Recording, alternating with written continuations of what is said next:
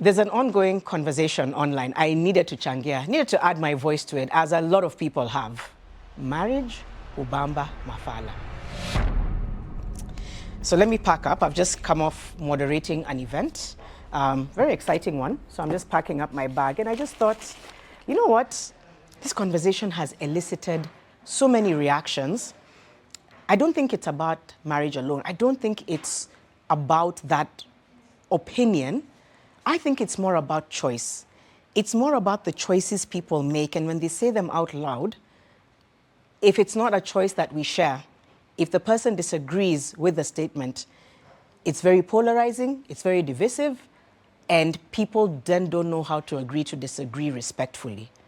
What happens then is a lot of pushback, nasty comments, nastiness, and I really like to think about how the human mind operates, how our emotions get triggered by the fact that because somebody said something that I don't agree with, I was so mad.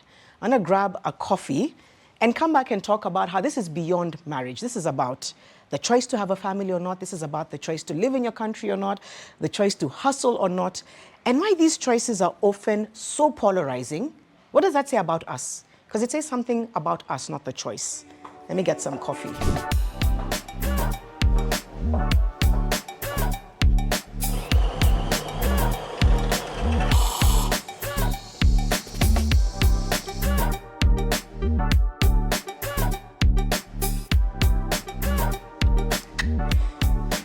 And then see, coffee mandazi. Shout out to Martin. Thank you. So yeah, I think it says more about us than the choice. Because think about it, in some rooms, a certain choice is celebrated.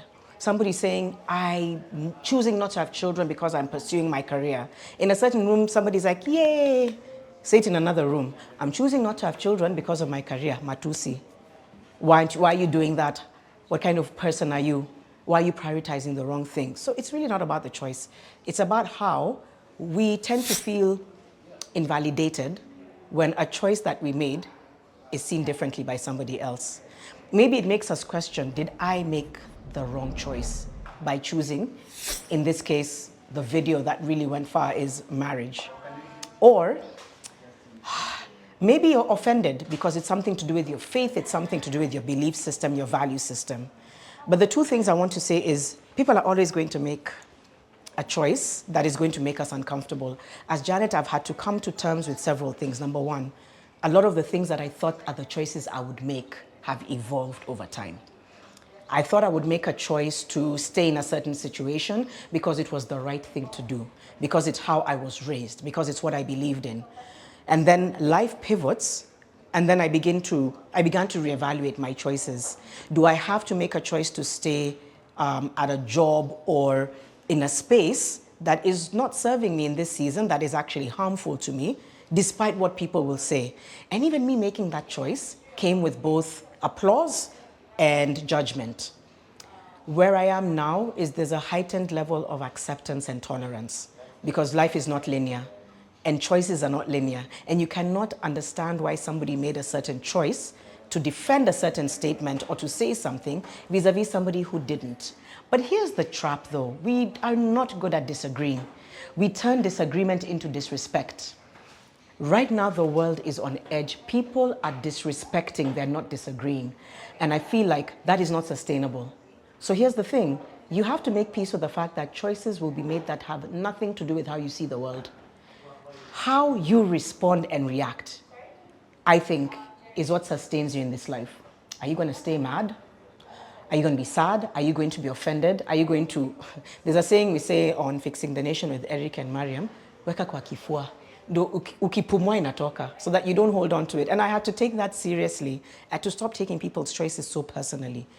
I had to say, I can't believe that person made such a choice. I can't believe they said that. Sometimes I would stay offended for a period of time. Now, if I feel like it disagrees intrinsically with my value set, naiweka kwa kifua, napumua, inatoka. I leave it. Because tomorrow I'm going to wake up and be triggered by somebody else's choice. So every day you're going to wake up and be offended and disrespected. So what is it for you guys that, in the case of marriage, Ubamba Mafala, what is it that triggered you? Was it the statement? Was it the language? Was it the choice? Was it just who you are? And with everything else, talk about a choice you've made that was applauded and a choice you made that was disregarded or invalidated. Why?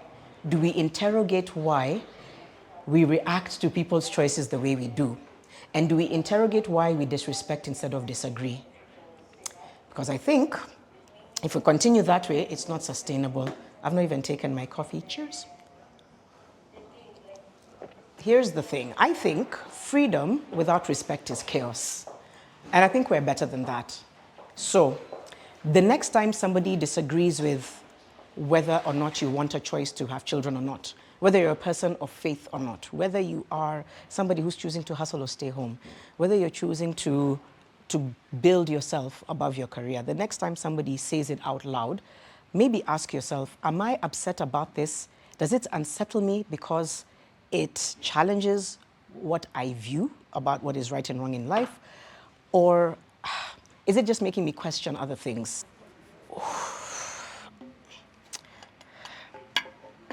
Let's take an example of food. Let's say somebody is vegan, and then somebody else is vegetarian, somebody else doesn't eat meat, somebody fasts for religious reasons, somebody eats freely. Now, if you're vegan and your neighbor is grilling nyama choma every weekend, it doesn't make any of you foolish. It just makes you different. That's the point about all this. But I do wonder why we hold space for something like that, but we can't do the same for life's bigger decisions. Why is that the case? Why is it that a decision that is still based on different opinions and choices, such as how I decide to be vegan and how you decide to grill nyama choma every weekend, we can agree to disagree because you do you, I do me. But when it comes to bigger life decisions about commitment, about career, about whatever it is, these big life commitments, we know what they are. Why can't we hold the same space as the way we do for our neighbor who's deciding that he's going to keep grilling while you're a vegan and everybody is okay? That's what makes me wonder. And so then it leads me to say there's several other choices, big, small, but all of them equally are a choice. How are we holding space for each other in our differences? So I think we need to see disagreeing as wisdom, not weakness, because I feel like having to defend strongly your opinion, sometimes it comes to the sense of wanting to make sure you don't come across as weak. But sometimes there's a pause where you can ask yourself, am I unsettled? Does this opinion unsettle me, or do I just disagree with it? Because that pause you make to ask yourself that question, I think that's where growth lives. I had to take those pauses so many times. Over the last 5 years, I have had to pause and pause. Do I go back to work? Does it make me look like a bad mom? Am I a good mom if I'm staying home, or am I a good mom if I'm working? Those are the places where I've had to pause and ask myself questions about the choices I'm making, regardless of who they offend, because the growth came from the fact that it was a choice that worked for me at the time, and those choices will evolve as lives and opinions do. So, as to whether marriage, Rubamba, Mafala, I don't agree that it's foolish. I also don't agree that singleness is foolish. I think what's wild is thinking that your way is the only way. It isn't.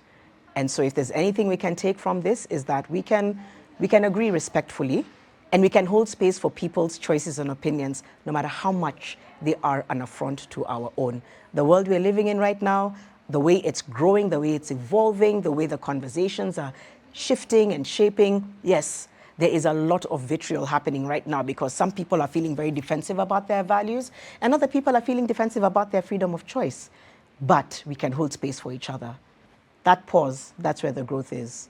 It's official with Janet Mbugua. Let me know what choices you've made that have offended or applauded, and how you hold space to allow yourself to agree to disagree without being disrespectful. Cheers.